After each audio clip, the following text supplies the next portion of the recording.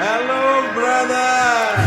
প্রায় 5 মাস পরে world cup qualify match শুরু হয়ে গেছে। আর ওয়ার্ল্ড কাপ কোয়ালিফাই ম্যাচ মানেই জাতীয় দলের খেলা, আর জাতীয় দলের খেলা মানেই নিজেদের প্রিয় টিমের খেলা, আর নিজেদের প্রিয় টিমের খেলা মানে আনন্দ উল্লাস এবং উন্মাদনা। ওয়ার্ল্ড কাপ কোয়ালিফাই ম্যাচ মানে বিশ্বের যেসব ফুটবল প্রেমী দেশ আছে সেসব দেশগুলো এই ওয়ার্ল্ড কাপ কোয়ালিফাই ম্যাচগুলোতে অংশগ্রহণ করে ওয়ার্ল্ড কাপে চান্স পাওয়ার জন্য। তো এখানে ভালো খারাপ সব দলই খেলে, এবং এখানে সেই দলের যেসব দলের খেলা আছে ভালো খারাপের মধ্যে কিছু কিছু দলের আবার প্রচুর ফ্যান ফলোয়ার আছে। সেই ফ্যান ফলোয়ারদের এই ওয়ার্ল্ড কাপ কোয়ালিফাই ম্যাচগুলোতে প্রিয় টিমের খেলা থাকে। তো প্রিয় টিমের খেলা থাকলে সেই আনন্দ উল্লাস এবং উন্মাদনা। ওয়ার্ল্ড কাপ কোয়ালিফাই ম্যাচ যেহেতু চলতেছে সেখানে তো এখানে আর্জেন্টিনার খেলা আছে। তো আর্জেন্টিনার খেলা মানে আর্জেন্টিনা ফ্যানদের আনন্দ উল্লাস এবং উন্মাদনা অবশ্যই আছে, কিন্তু বিশ্বাস করেন ভাই, আর্জেন্টিনার খেলা আছে, আর্জেন্টিনা ফ্যান্সদের আনন্দ উল্লাস উন্মাদনা আছে, কিন্তু সেই আনন্দ উল্লাস উন্মাদনার চাইতে এখানে আর্জেন্টিনা স্কোয়াডের ইনজুরির বেদনাটা বেশি হয়ে দাঁড়িয়েছে।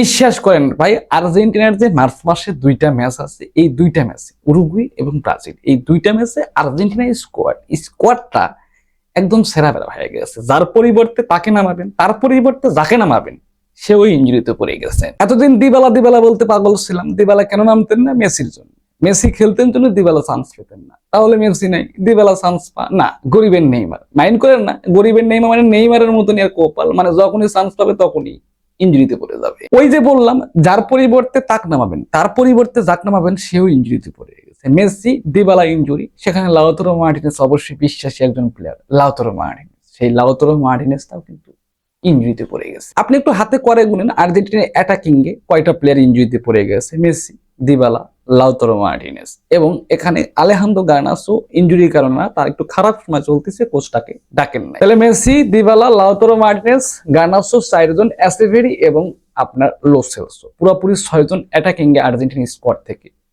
নাই হয়ে গেছে। আর 2 জন হচ্ছে আপনার মন্টেল, লিসান্দ্রো মার্টিনেজ। 5 মাস পর আর্জেন্টিনা স্কোয়াড মাঠে নামবে, সবাই একসাথে নামবে, দেখলে শান্তি লাগবে, দেখেই শান্তি লাগবে, কিন্তু হলো না। মাথা কাজ করতেছে না, কার খেলা দেখবো সেটাই বুঝতেছে না। আর্জেন্টিনা স্কোয়াডের খেলা দেখতে তো হবে, অন্যান্য তো খুব ফর্মে আছে ভাই, বলতেছে দেখে নেবো। সমস্যা নাই, চাপলার কোনো দরকার নাই। আর্জেন্টিনা বর্তমান যে স্কোয়াড আছে, আপনি আলভারেজের উপর বিশ্বাস রাখেন, যে ফর্মে আছে, নো টেনশন, 2টা ম্যাচ তো সিস্টেম করে দিবে। Alvarez, Simeone, Gonzalez, Nico Paz, just পরিচিত কয়েকজনের নাম বললাম, এরাই এনাফ। আর আর্জেন্টিনা মিডফিল্ডের কথা কি বলবো ভাই, best of the world midfield আর্জেন্টিনার team. MacAllister, Rodrigo De Paul, Enzo Fernandez, ফেরাদেস, এনাফ ইজ এনাফ। আর ডিফেন্স তো অনেকে আছে, একটা নামই বলি, যদি লিসান্দ্রো মার্টিনেজ থাকতো তাহলে 2টা নাম বলতাম।